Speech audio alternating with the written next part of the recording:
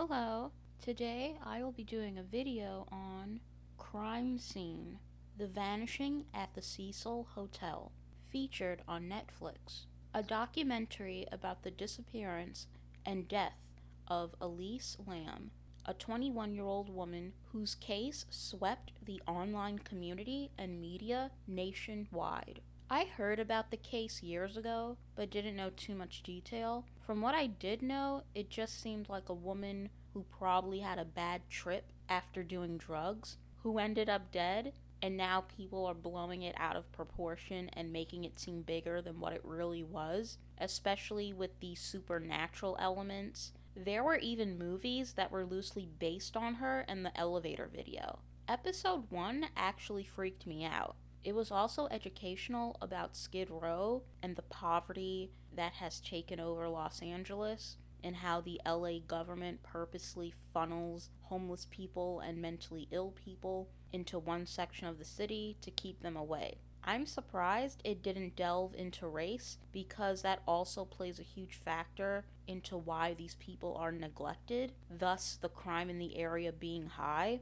But yeah, towards the end, it did get really freaky. I got chills down my arm, which I didn't expect, because I went into this with low expectations, because the case itself didn't really interest me to begin with. Episode 2 got a tad bit annoying with the whole YouTuber aspect. I really hate YouTube personalities because they seem inauthentic, and including them kind of took the seriousness out for me. To me, these people are a joke. The foreign couple talking about their experience while staying in the hotel annoyed me as well. They kept complaining about the conditions of the hotel, but waited almost a week to bring up these problems. Why didn't they just complain to the manager and move to a different room or a hotel altogether? Why did it take them so long to say anything? Eventually, their role in the Lamb case did pick up the pace, and it finally got to the point, because for a minute I was wondering, why are we spending so much time with these tourists,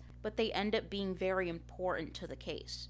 I thought it was really weird that so many people online were so attached to this woman, or maybe they were just using her story for clout for their own channel. Like I said before, I wish it didn't focus so much on YouTubers and them talking about the case. I think YouTube personalities are really annoying. I don't care what they have to say, especially since I feel like they're just exploiting this case for views. I'd much rather just hear facts about the case, interviews with the family or her friends and the investigators, not the YouTubers and their stupid supernatural theories. These people treat this tragedy of a woman dying like it's a fun ghost hunt. And by episode 3, I was really starting to think they were stretching this story thin.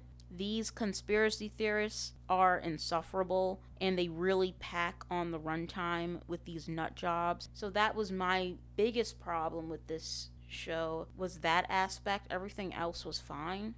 People truly believe this guy's a killer.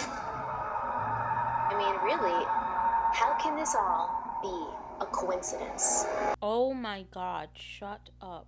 This guy is like a Marilyn Manson wannabe. He is not a killer. It's so obvious. Another reason why I have such a problem with these stupid conspiracy theorists, they take one thing and just run with it. The show as a whole is good, but like most of these miniseries, it could have been cut down. It was still an easy sit through. It didn't take long to finish. I just wish they would have not included so much of the YouTubers. Their opinions were so irrelevant and out there, and it was contradicting the actual investigation. It was a constant contrast between what actually happened and what all of these conspiracy theorists were coming up with, and I guess that was the point, but I personally did not like that. Their actions felt self-motivated rather than actually seeking the truth. Just a bunch of crazy people who needed this case to fill in a void in their own lives. It was just really weird. I give this miniseries a 6 out of 10. Again, I wish it just focused on the detectives and the hotel staff, and maybe more of Lamb's background and her growing up with her mental illness. That would have been way better. But yeah, it's a pretty good show. I recommend it.